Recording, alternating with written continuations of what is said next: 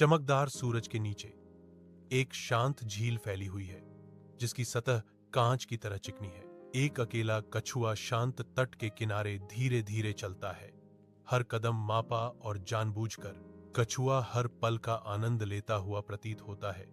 उसकी प्राचीन आंखें झील के किनारे की शाश्वत सुंदरता को दर्शाती हैं। दो बत्तखें विशाल आकाश से उतरती हैं।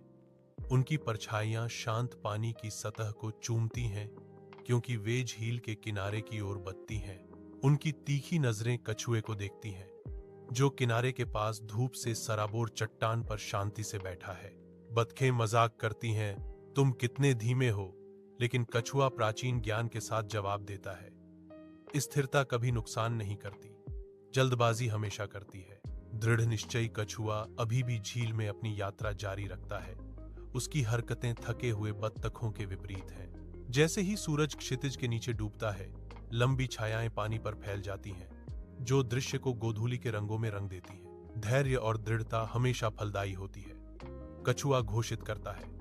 उसके शब्द हवा में लटकते हैं, क्योंकि बत्तखें शांत, विचारशील रहती हैं।